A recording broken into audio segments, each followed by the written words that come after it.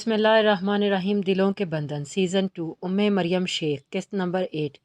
सोना साईं, ख्याल रहे मैं कल सिर्फ आपके लिए कोई भी मसरूफियात नहीं रखूँगा, इसलिए आप भी मेहरबानी करें और कल शाम के लिए ख़ुद को भी फ्री रखना। मैं कोई एक्सक्यूज़ नहीं सुनूंगा।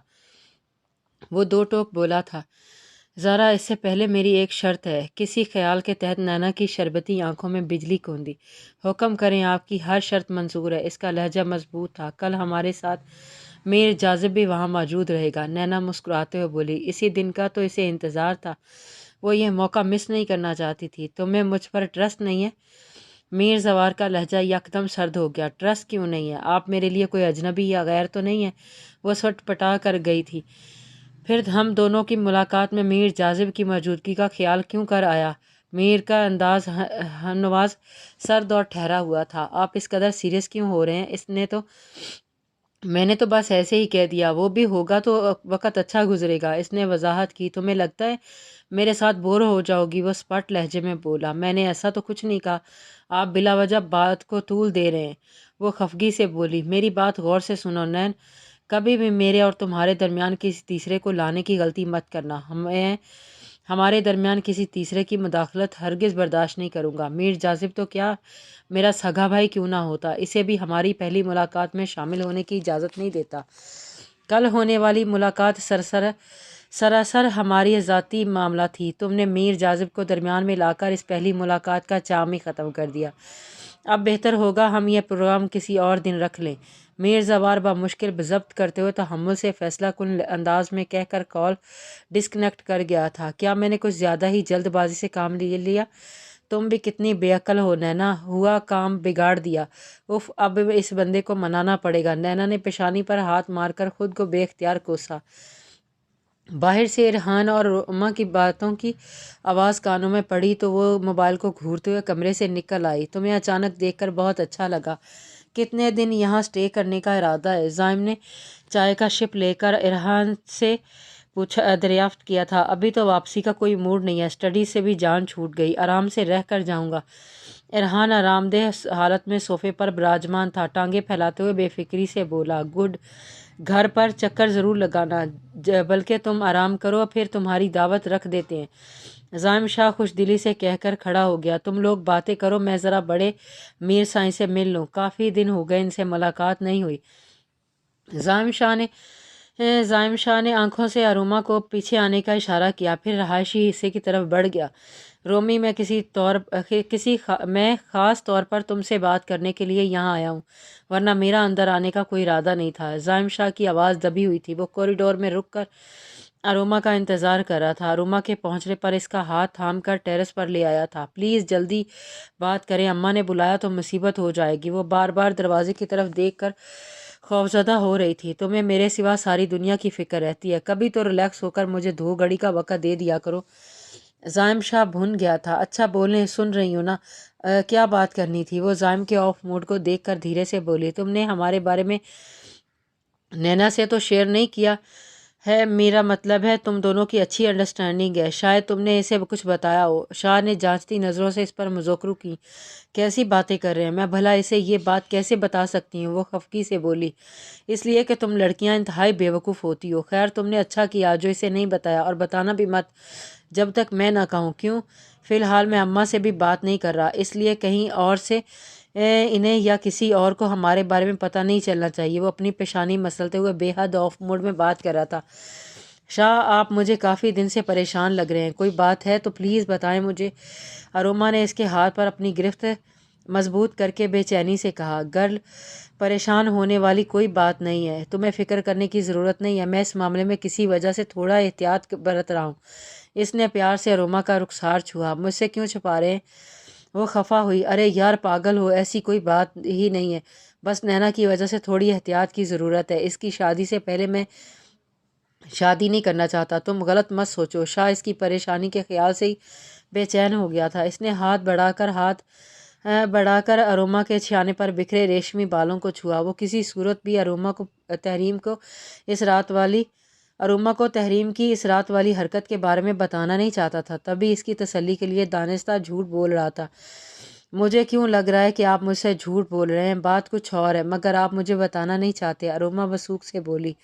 रोमी, मुझे तुमसे झूठ बोलकर क्या मिलेगा? पहले कभी तुमसे झूठ बोला है जो तुम मुझ पर शक कर रही हो? शाह को इसके लिए बेयकीनी पर टूट कर प्यार आया था, मगर वो इसे हकीकत बताकर परेशान नहीं करना चाहता था। मिठरा साईं, अब तो गुस्सा छोड़ दे, मैंने बस ऐसे ही कह दिया था कि जाजिब को भी वहाँ होना चाहिए था। आपको एतराज़ था तो मना कर देते, इसमें नाराज़ होने वाली क्या बात है? आपने तो मुझे परेशान करके रख दिया है। नैना ने इस तरह के 50वें टेक्स्ट और कॉल्स की थी, मगर मीर जवार की तरफ से एक भी जवाब नहीं आया था और ना ही कॉल अटेंड की गई थी।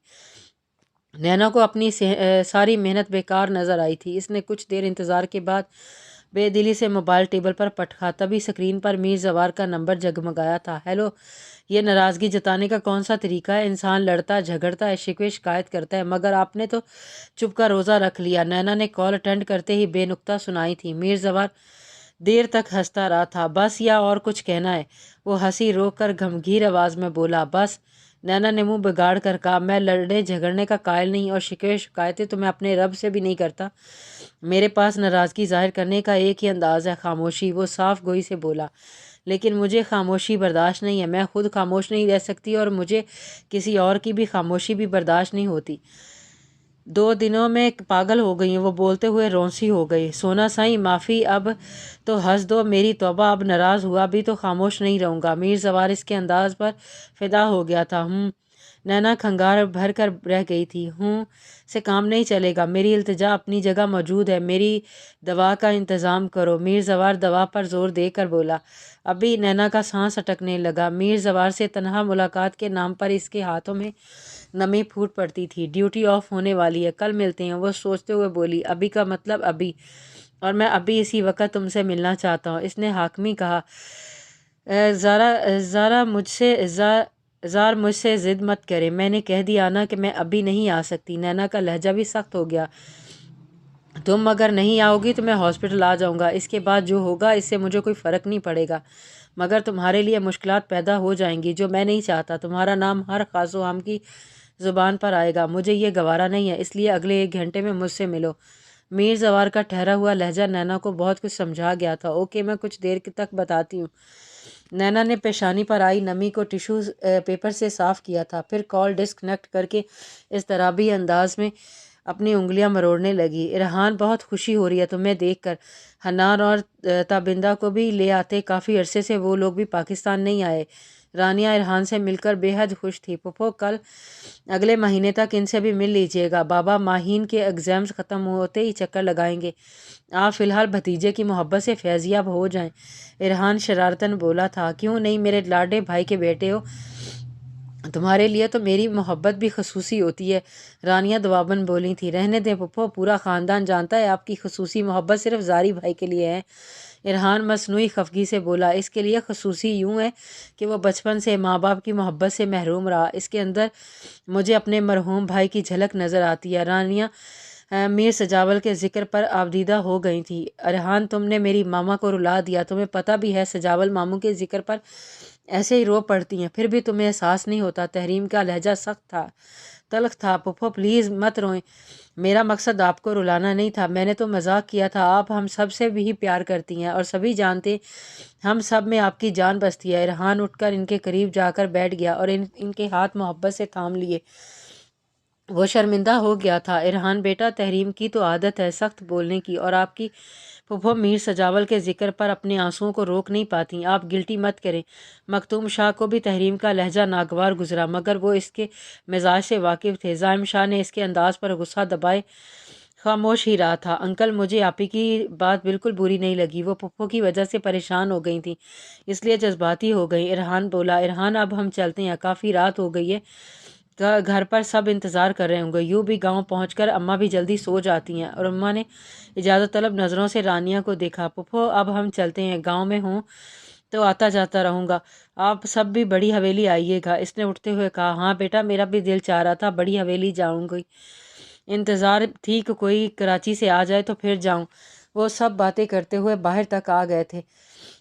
बस फिर आप लोग कल ही आ जाएं, कल का लंच आप सब करेंगे, साथ करेंगे। क्यों रूमी? इरहान ने इन्हें दावत देते हुए अरोमा के शाने पर हाथ रखकर कहा था। جی جی آپ سب آئیے گا، نینا تو یہاں نہیں ہے لیکن تحریم آپ کو ضرور آنا ہے۔